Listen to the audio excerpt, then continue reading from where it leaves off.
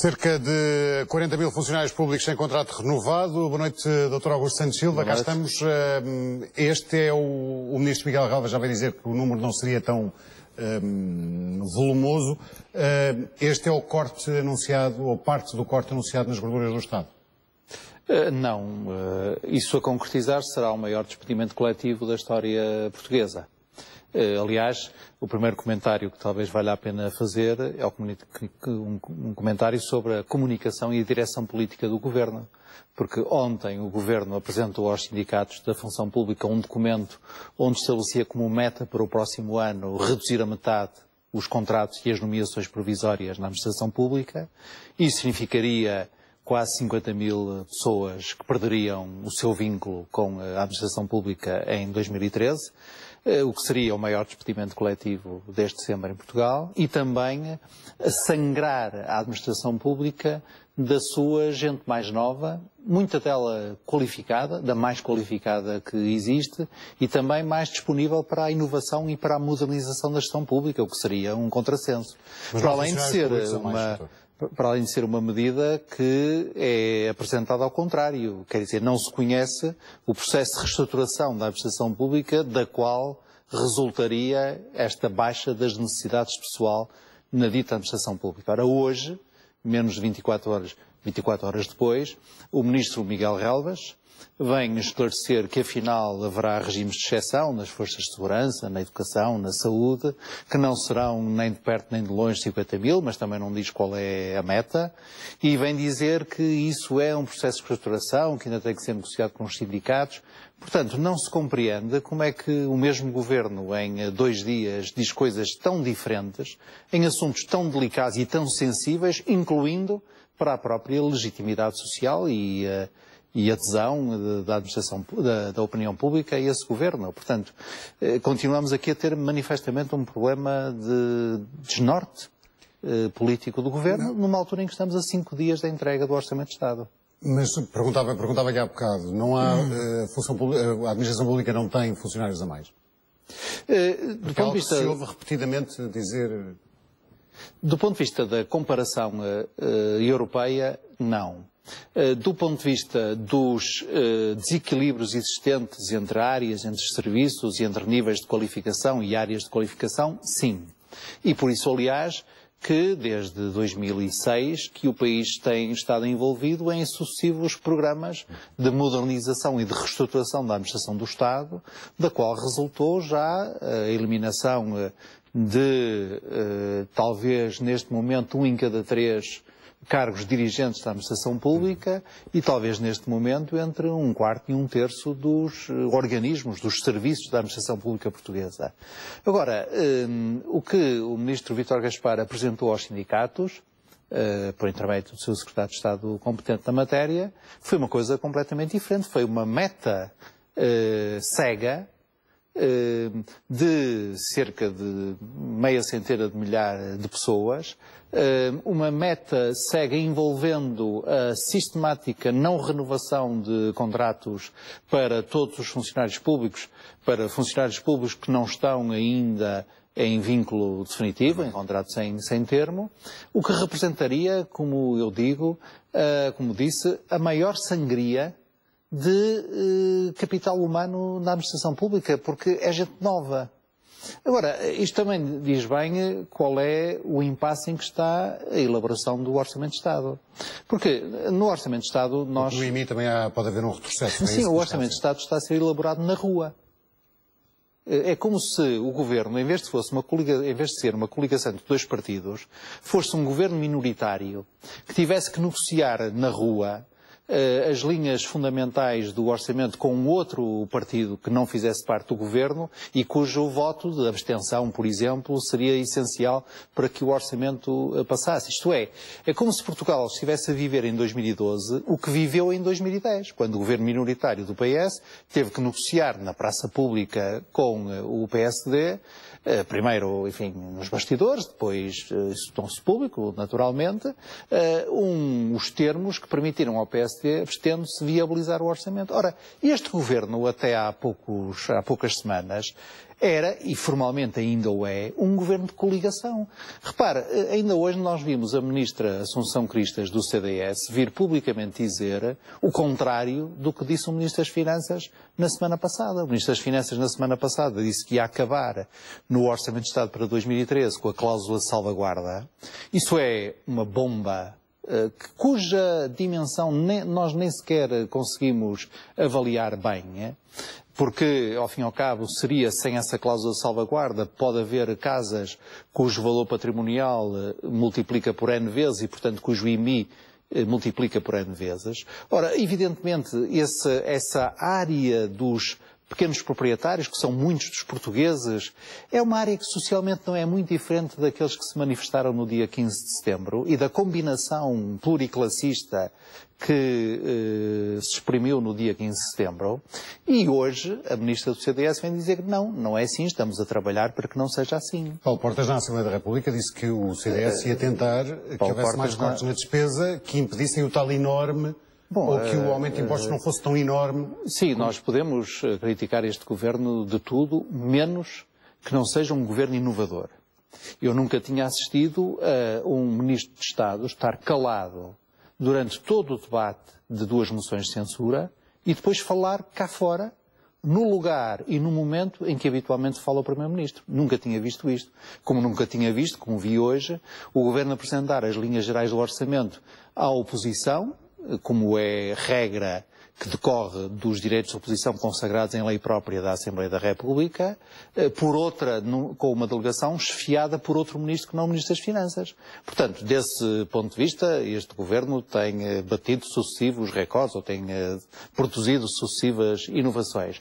Mas todas elas vão neste sentido, que é, nós temos neste momento um Governo de coligação em frangalhos, que está a elaborar o Orçamento de Estado na praça pública e está a elaborar o Orçamento de Estado segundo uma linha de orientação que vai mudando todos os dias. E estamos a 5 dias da apresentação do Orçamento de Estado na Assembleia da República. Na semana passada tivemos o Ministro Vítor Gaspar que disse aos portugueses mais ou menos isto. Não me deixaram avançar com a taxa social única? Pois vão pagar com juros. Vem aí um enorme aumento de impostos. Isto demonstra uma enorme insensibilidade social do Ministro das Finanças, mas também uma enorme insensibilidade política. O Ministro das Finanças devia saber que, ao dizer isto, está a pôr em xeque a posição do seu parceiro da coligação, o falecido Partido Contribuinte. Nós temos, nesta semana, o Ministro Vítor Gaspar a dizer, estivemos reunidos muitas horas no domingo, afinal de contas parece que não podemos aumentar tanto os impostos, o aumento não pode ser assim tão enorme, estamos a elaborar medidas de redução de despesa para mitigar esse aumento. E, desde ontem que sabemos que o essencial dessas medidas passaria por um despedimento. Estou a falar depressa, não é? Formalmente não é um despedimento, é numa não renovação de contratos, mas na prática é um despedimento de várias dezenas de milhares dos funcionários públicos mais qualificados e mais jovens. Hoje vem um ministro do PSD a dizer não é bem assim. Isto vai ficar cheio de regimes de exceção, estamos muito longe dos 50 mil de que os sindicatos e os jornais falavam. Portanto, em que estamos? Em que estamos a 5 dias da elaboração, da apresentação da proposta de Orçamento de Estado. E eu percebo este problema porque a dimensão do esforço que é necessário fazer em 2013, que o Ministério das Finanças calcula num equivalente a 4% do PIB, contando e desses 4%, só 1,9% é que tem a ver com o memorando da Troika, com o dito, o original. Porque tudo o resto depende ou da necessidade de corrigir as medidas deste ano que eram inconstitucionais, ou da necessidade de tapar o buraco que fica deste ano, porque deste ano fica um buraco que é coberto com medidas extraordinárias, cuja dimensão varia, segundo as fontes, entre 1%, segundo o Ministério das Finanças, até 2%, segundo a Comissão Europeia. E, portanto, nós para o ano temos que ter um esforço de redução do déficit, seja por aumento da receita, seja por redução da despesa, brutal.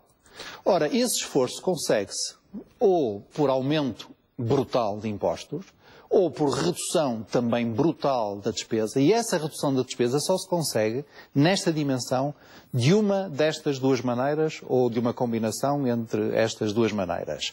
Ou reduzindo a despesa pessoal com despedimentos maciços de funcionários públicos, portanto, não naquela lógica gradual que desde 2005 se faz, congelamento das admissões, aquela regra primeiro era por cada 2 que saíam um entrava, depois por cada 3 que saíam um entrava, ultimamente já estávamos em por cada 5 que saíam um entrava e este ano agora está congelada a admissão, portanto, sem ser por esse caminho gradual à bruta, no momento, 40 mil ou 50 mil, cujos contratos não são renovados, ou reduções brutais também nas despesas sociais, nas transferências sociais. Ora, essa dimensão do esforço é dificilmente compatível com alguma, eu já não digo inteligência, digo humanidade na gestão orçamental. E isso está a liquidar a relação do país com o governo, mas também está a liquidar os próprios resultados da política orçamental. E está a liquidar a própria coligação, conforme o partido, o PS, tem vindo a dizer, e a oposição? Sim, nós há 15 dias que não nos encontrávamos. Há 15 dias tivemos a ocasião do nosso posto de observação notar que tinha havido uma crise grave na coligação, cuja expressão mais alta tinha sido uma conferência de imprensa num domingo de manhã do ministro Paulo Portas a dizer se me perguntam se eu sabia, se me perguntam se eu concordava, eu não concordava, e tínhamos notado que essa crise tinha sido resolvida, digamos, tinha sido gerida por iniciativa sobretudo presidencial. E, portanto, parece que a crise estava adiada. Estivemos 15 dias sem nos ver e os meninos que se tinham zangado no recreio e tinha de ter vindo o mestre de escola pô-los na ordem, tornaram outra vez a desatar a zaragata. Foi o que aconteceu na semana passada. Pretexto, o aumento de impostos. Portanto, a decisão que constituía e ainda constitui linha de orientação fundamental do Orçamento para 2013, que é fazer recair o essencial do equilíbrio orçamental sobre o aumento de impostos. E nós temos hoje mais uma crise, de que estas manifestações são evidente sintoma. O senhor acha, como o Dr. Mário Soares, que este governo está moribundo? Eu acho que este governo está com uma crise política muito séria. Repara, que alternativa é que há a este governo neste momento? O Partido Socialista não está com grande vontade de eleições ou de ir para o governo nesta altura? Eu julgo que ninguém no país estará com vontade de ter eleições já, a não ser aqueles que fazem seu artigo de fé estar sempre a reclamar eleições. Há uns, no setor sobretudo da extrema-esquerda parlamentar e extraparlamentar, que estão, se há governo em funções, eles querem que ele seja demitido e que se convoque eleições. Fora essa franja, acho que ninguém no país está com vontade de haver eleições, por duas razões simples. Porque esse processo recorda demasiado bem à generalidade das pessoas a Grécia. Esse é o caminho grego. E segundo, porque a crise política e a instabilidade política é um fator de agravamento das nossas dificuldades económicas e financeiras e é um fator de descredibilização internacional do nosso país. E por isso é que este governo não tem perdão aos olhos da opinião pública. Nós percebemos bem porquê. Porque esta crise política é criada inteiramente no interior da coligação. Se reparar, a coisa é tão absurda que às vezes parece que a principal força partidária de apoio à situação presente é o Partido Socialista. E o principal agente político de apoio, de sustentação da situação presente, é o Presidente da República e é o Conselho de Estado. E que as forças que instabilizam, as forças que estão a desagregar, as forças que estão a pôr em dúvida a solidez da coligação, são as forças internas à coligação. Nós ainda ontem vimos o Primeiro-Ministro dizer publicamente, atenção, que quando eu não tiver condições sou o primeiro a tirar consequências. São declarações que se fazem que elas próprias espelham crise política.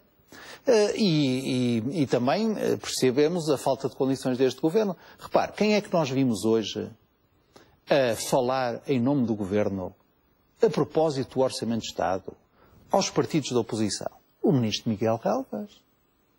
o ministro Miguel Galvas que parece ter regressado. Não se sabe bem de onde, de um estado de inexistência que, pelos vistos, era temporária, mas que ele próprio constitui o principal problema, ou um dos principais problemas de composição do governo. Isto não aumenta em nada a credibilidade do nosso Executivo. Qual é o doutor estava a dizer, a apontar o PS como um dos amparos deste governo. Ainda no fim de semana passado... E não estou a fazer nenhuma crítica ao PS por isso. Ainda no fim de semana passado houve um congresso, o Congresso das Alternativas, onde houve uma ala volumosa, passa a expressão, do Partido Socialista, que esteve presente. Um congresso cujo objetivo era denunciar a Troika. Sim, e que tem, aliás, uma particularidade curiosa. Porque pode ter acontecido alguma evolução durante o dia de hoje, portanto, mas ao princípio da manhã, a declaração final do Congresso ainda não era pública. E talvez aí isso revela algumas das dificuldades. Porque, tanto quanto eu percebi, a linha predominante no Congresso das Alternativas foi a linha que defende a denúncia imediata do memorando celebrado com a Troika. O que, do meu ponto de vista, não constitui nenhuma alternativa execuível. Do meu ponto de vista, isso colocaria o país numa situação ainda pior do que aquela em que está. Agora, o Dr. Passos Coelho costuma dizer, quase todos os dias, que não há alternativa. Isso não é correto, do meu ponto de vista, em primeiro lugar porque elas existem. Existe esta alternativa do Congresso das Alternativas, mas basta ouvir o Presidente da República para perceber que há uma posição que se exprime em Portugal, e que é do Presidente da República, que é bastante diferente do atual Governo, e basta ouvir o Dr. António José Seguro para perceber que também há uma posição política que se exprime em Portugal, que é a posição típica do Partido Socialista Europeu, que também é muito diferente, quer da do atual Governo, quer do Presidente da República, embora mais próxima da do Presidente da República do que da do Governo. Agora, há alternativas, também noutro sentido. Em primeiro lugar, haveria a alternativa de fazer a mesma política de austeridade, se fosse necessário, fazer uma política de austeridade severa. Mas uma versão mais soft. Não, mas imaginemos, a alternativa pode começar aí, que é fazer a mesma austeridade com a mesma dose de severidade, mas com mais consistência política. A alternativa consistiria em não ter casos de pressão sobre o público, casos de relações mais que duvidosas com as secretas portuguesas, casos e de resolver depressa os problemas de credibilidade do governo associados a alguns dos seus membros. Havia a alternativa de conduzir o mesmo programa de austeridade, mas não mexendo em coisas que só por terem algumas delas até quase indiretamente a cara do engenheiro Sócrates tinham que ser exterminadas. Novas oportunidades, o investimento das energias, o investimento na ciência. Havia a alternativa de conduzir a mesma política de austeridade, mas poupando os fundos comunitários, porque os fundos comunitários são multiplicáveis por 5. Porque a comparticipação comunitária pode chegar aos 80%, aos 85%. Portanto, havia primeiro essa alternativa de, no limite, fazer a mesma política severa do ponto de vista orçamental, mas com mais consistência política e sem esta instabilidade política. Mas neste momento, Sr. fala-se às vezes, tem corrido a hipótese de um governo de salvação nacional. Mas, vamos lá ver, este governo tem maioria parlamentar. E este governo vai apresentar o Orçamento de Estado. E mas nós temos essa ideia, como eu ouço. Sim, mas, quer dizer, isto também não depende das ideias de nós, mesmo que nos chamemos Mário Soares. Isto depende das regras próprias de um regime democrático que é parlamentar. Portanto, nós temos um governo que tem o encargo, até ao próximo dia 15, de apresentar uma proposta de orçamento à Assembleia da República. E a Assembleia da República tem que aprovar essa proposta de orçamento. E, portanto, o CDS tem que pôr os seus votinhos. E os deputados do PSD têm que responder à doutora Ferreira Leite, que se lembra, consigo à frente dela, os desafiou a levantarem-se contra a proposta de Orçamento de Estado. E, portanto, nós temos que, e o Presidente da República tem que acompanhar isto, e tem que receber uma proposta de orçamento que, no seu alto critério, decidirá se deve ir a fiscalização preventiva do Tribunal Constitucional ou não. Caso raro. E mesmo que não, seria a primeira vez. Mas também seria a primeira vez que um governo desafiaria uma decisão do Tribunal Constitucional.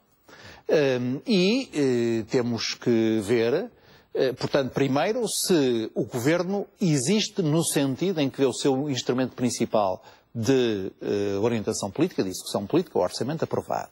Segundo, temos que ver se este Governo de coligação continua a ser um Governo de coligação. Ou se vemos suceder todos os dias na televisão os ministros a disputarem publicamente uns com os outros. Com um governo em frangalhos, como o Sr. disse há bocadinho, como é que se justifica que o líder do seu partido tenha tirado da cartola a questão da diminuição dos deputados? Tenho que lhe perguntar. Não distrai as pessoas. Mas que leitura é que o Sr. faz? Qual é o porquê? A leitura que eu faço tem duas alíneas. A linha número 1, não compreendo porque é que há esse desvio do foco principal da atuação política do partido da oposição. Não compreendo. Há uma questão aqui de sair do foco principal. Assim, desde a apresentação do Orçamento de Estado, como uma segunda linha do meu comentário, da minha apreciação, é de natureza mais tática. O Partido Socialista, desde que em 97, se não me falha a memória, aceitou a constitucionalização da banda de variação de deputados entre 180 e 230, tem sido periodicamente encurralado por iniciativas demagógicas do PSD, que propõem publicamente a redução de deputados para 180, encurralando o PS que se vê obrigado, ou se via obrigado, ou tinha como posição dizer que não. E pode haver aqui um golpe tático de fazer ao contrário, encurralar o PSD, assumindo o PS a proposta de redução para os 180, porque de facto não faz sentido fazer nenhuma proposta de redução de deputados que não seja logo para o limite inferior da banda de variação que a Constituição autoriza. Portanto, pode haver aqui este golpe tático que, julgo, é a única... demagógico, pergunto-lhe outra vez. Sim, de taticismo político. Agora, é de facto uma questão colocada fora do foco essencial da vida de hoje, porque nós temos dois problemas essenciais em Portugal hoje. O primeiro é o problema da solidez da solução política que nos governa, que está posta em causa pelos seus próprios protagonistas, e é difícil sair disso, porque imagino que a proposta do Orçamento de Estado vai avante, como se espera, é apresentada, segundo os termos do Ministro das Finanças, que o Ministro das Finanças recupera a sua autoridade e, portanto, a linha de orientação fundamental vai ser baseada num aumento brutal de impostos, mesmo que mitigado. Portanto, digamos, um aumento 3/5 brutal. Como é que fica o CDS? Como é que reage o CDS? Imagina que o CDS leva a sua avante e, afinal, o aumento de impostos se transforma por magia em pura redução de despesa. Como é que fica a posição do Ministro das Finanças? Imagine que, é talvez o mais provável, haja uma ligeira mitigação do aumento enorme de impostos com uma medida dura de redução da despesa, designadamente por despedimento de milhares de funcionários públicos. Como é que fica o Governo?